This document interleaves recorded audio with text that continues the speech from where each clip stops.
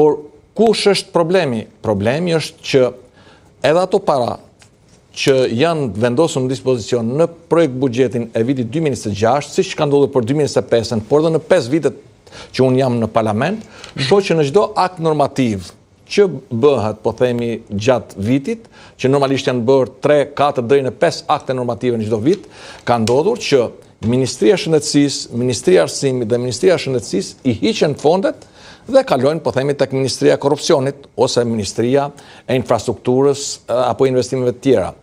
Por edhe nëse i referohemi brenda Ministrisë së Shëndetësisë, mjafton për të shohim onkologjikun, se çfarë lloj situata është sot, ose nëse shohim këtë buxhet, pavarësisht se përbën 2.9% bashkë me ndihmën ekonomike dhe paaftësinë, shohim që mbi 420 apo 30 milion euro, është të qartë më vëllai, mund të jetë qartë për ti, po çështja si do jetë zgjidhja. Po pra, jam ta tregoj. Si do shkohet? Po këtë dua të zgjidhje, po të them. Pra, 4 kongestionet e shëndetësisë janë elemente korruptive të cilët nuk e lënë paran për shkuar te pacienti, për shkuar te rimbursimi i ilaçeve, por shkon tek oligarkët hajdut.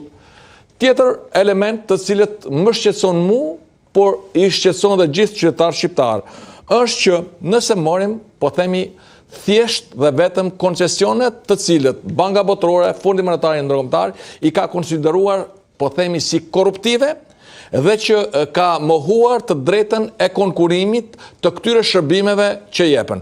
Duhet të them që vetëm në vitin që vjen, pra për vitin 2026, janë 125 milion euro. Janë shumë më shumë se sa rritja e pensionit të pensionistëve, apo bonusi i fund vitit që jepi viteve të kaluara. Pra, 790.000 pensionistë do morin më pak mbështetje buxhetore për vitin që vjen, se sa 125 milion euro që shkojnë për insenator. Tjetër shqetësim ka të bëj, po themi edhe njëherë, bujqësia. Tjetër shqetësim ka të bëj investimet korruptive. Bie fjala, si ka mundësi që shkohet dhe investohet një investim korruptiv, si që është, po themi, Llogaraja, ose tuneli Llogaras, që edhe nëse do të kishte qenë i pa korruptuar, ose nuk do të kishte patur 50 milion euro më shumë nga tendri i parë në të dytin, apo mos vendosja urës, apo të tjera që shkojnë të paktën gati gjysma e asaj që është bërë korrupsion, atëherë, përse nuk u investua rruga Milot Lezhë Shkodër, që është aksi më i rëndësishëm? Ajo se çfarë kuptojnë qytetarët, është që bëhet një ndasi gjeografike. Është aksi më i rëndësishëm. Besoni këtë ndasinë gjeografike zë Mziu? Ja t'jap dhe një argument tjetër. Po Dibra nuk bë për shkak. Ja ta tregoj, do të dalë te Dibra.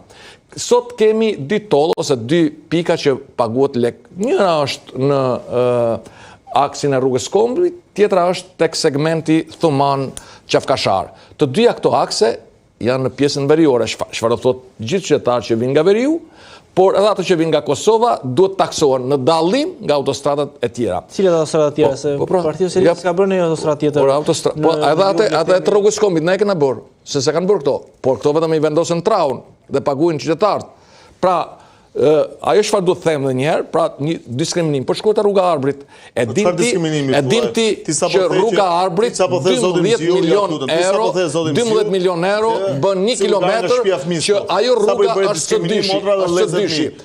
dyshi. Pra çfarë do të thotë? Që do të thotë për të rrugën me C2 12 milion euro i ka rënë. Po flet për diskriminim krajinor. Po sa më bëri dhe mua diskriminim, pra i bëri edhe motra lezëmi, kur rrini në institucion. Që janë të vujtur nga fati, sa po bëri një diskriminim, po vjen sikur nga shtëpia e fëmisë, pra bëri diskriminim,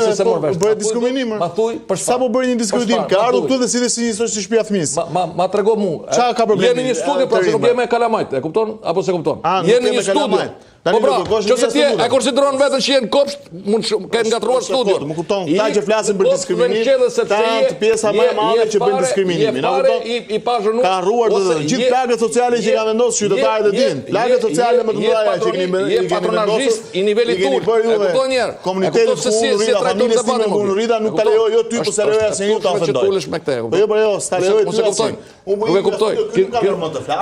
Ja, të lutem ta përfundojmë. Ti dukemi neve nga shtëpia e Edhe njëherë, ti ngatron studion me kopshtin dhe me qerdhen.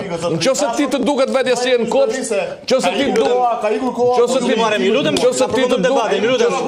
ti të duket vetja si e në kopsht dhe në qerdhe, ik.